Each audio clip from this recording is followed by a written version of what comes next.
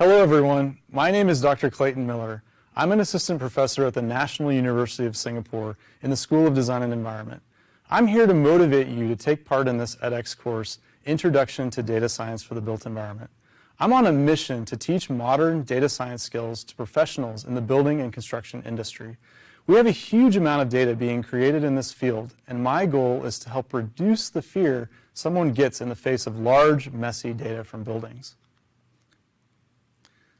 Let's start out with how we generally already analyze data in the built environment. What are the tools that we use? Well, obviously the first one that comes to mind is a spreadsheet. I'm an engineer, I love spreadsheets. I'm sure you do too, or you wouldn't be taking this module. Spreadsheets have a lot of benefits. First, they're extremely easy to use. Essentially, they're just a two-dimensional grid of cells that allow for easy input, formula creation, and other tasks. Plus, everyone uses spreadsheets. You can send one to a colleague and they can start using it quickly. But there are some big problems with spreadsheets, which are becoming more apparent as we use larger amounts of data from the built environment.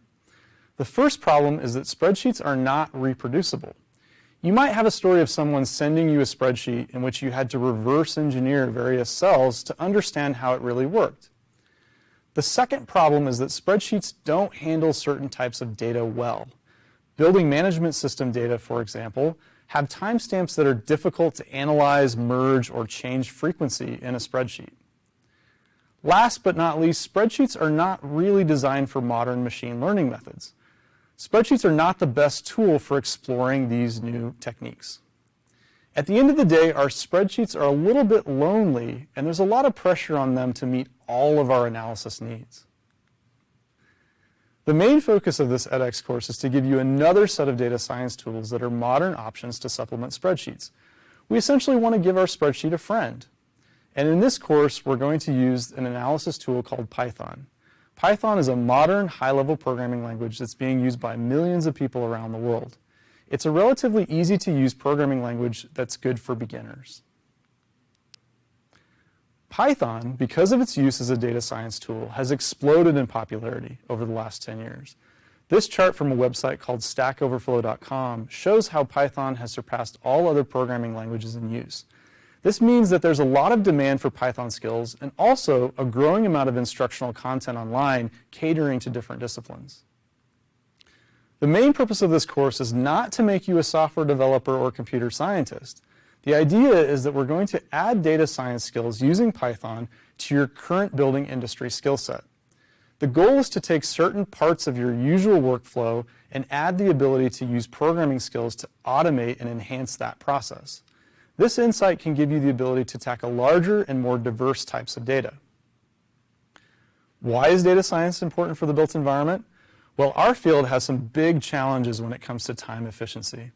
This graphic is from an article in The Economist magazine that focuses on how the value created per hour worked in various industrial sectors has changed over the last 50 years. It shows that the efficiency of agriculture, manufacturing, and retail industries has skyrocketed, while the construction industry peaked in the late 60s and has gone down ever since, back to its baseline in 1947. Why do we have such a challenge in the built environment in terms of getting things done efficiently? When it comes to data analysis in our field, I believe that there is a key challenge that impedes improvements in time efficiency. This challenge is that the design of buildings are mostly different, with each one being a one-of-a-kind prototype. You have different teams of architects, engineers, and contractors who are designing, constructing, and operating buildings in completely different ways. It is difficult for us to achieve the same economies of scale that occur in other industries when each of our products is customized. So, as building professionals, we need to develop the skills to analyze data sets from different sources. This means that ad hoc analysis and adaptive automation are more crucial for us to improve the way we spend time. Throughout this course, I will cover a few different areas of data science as applied to the built environment. The first goal is to introduce the Python programming language and some of its add-on packages for data science in general. Next, I'll show you how to use those skills in the different phases of the built environment. I'll cover their application to design, construction, and operations of buildings. Through these steps, we will be using real-world data and we'll discuss practical applications. I hope you stick around and join us in this process.